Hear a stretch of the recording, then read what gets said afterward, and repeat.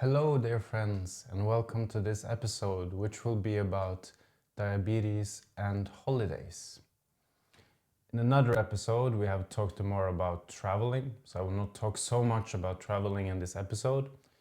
Especially, I will talk about food and holidays, because is there something that can be challenging? It is to be a diabetic, and then suddenly it becomes holiday because of the food. But we will also talk about some other things, and I will of course also mention travel here. And for me, Christmas is a very good example.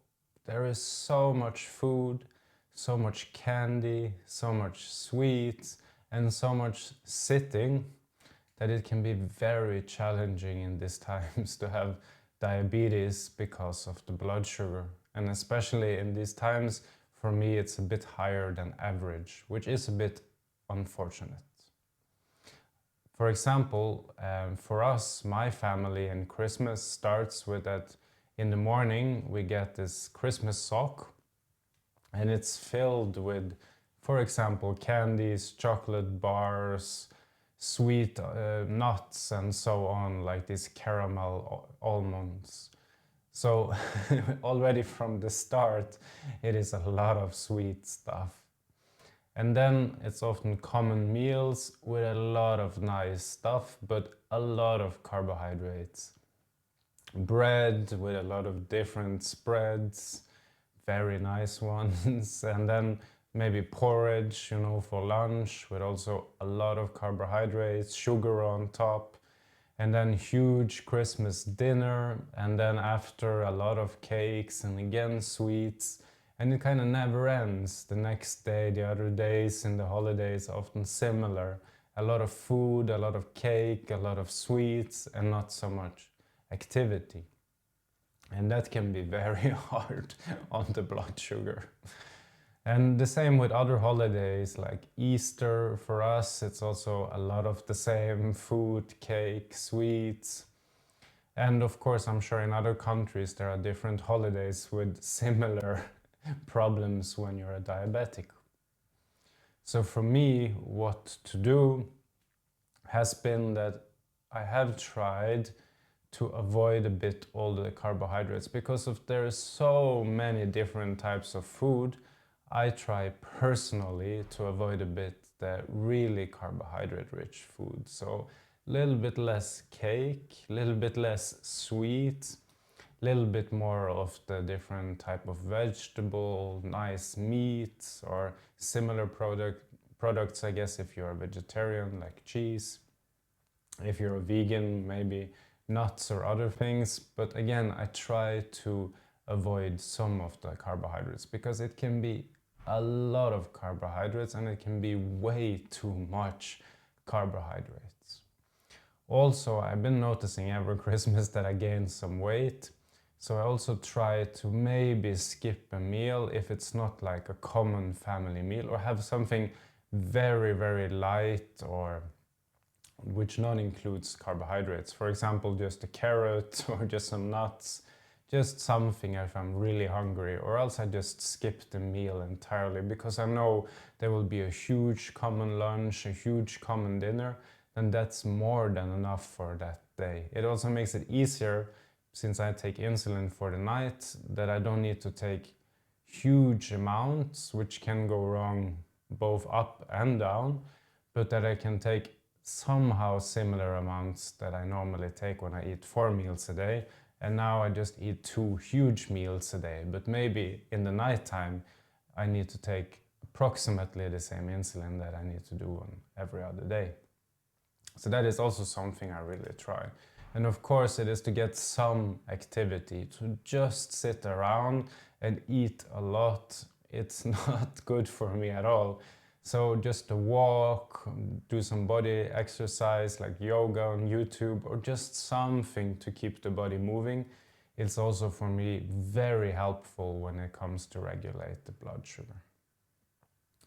And all of this can of course come on top of traveling, which can be stressful. I've done a whole episode on that. So that can also be difficult in this whole process. And of course, also with family, there comes some stress, some tension. For example, normally I have meditated quite a bit and it's okay with other people, but still with family, wow, it's the same tendencies, you know, the things that irritates you, makes you emotional and some things like that, it still comes up, so it's still quite difficult. So there also it can affect, of course, the blood sugar as well, being a bit stressed or emotional and so on, which is maybe easier when family is around. Like you love them, but they're also the ones that can really get under your skin maybe the most. So that is a bit about being a diabetic and holidays, and maybe at least for me some things I've done to, yeah, make it a bit easier. And of course it should be okay also sometimes that the blood sugar doesn't need to be perfect. Like you keep the average in the everyday life, you try to keep it very average, very good. But when it's also holidays and something special happens, there must also be a little bit of, at least for me, like, okay, it's a little bit higher than normal. It's okay for 2-3 days. It also needs to be like not crazy, like you have to be monitoring it crazy and following it all the time. No, it also needs to be some days where it can be a bit more relaxed. And also, like with traveling, when you have holidays and a lot of food and so on, it could be good to measure maybe a little bit more often, just so it doesn't go crazy on the high or the low side. So that I do, I measure it a little bit more, so I know a bit more what to take. Also with all the combinations of food, there is also extra difficult to take the right amount of insulin.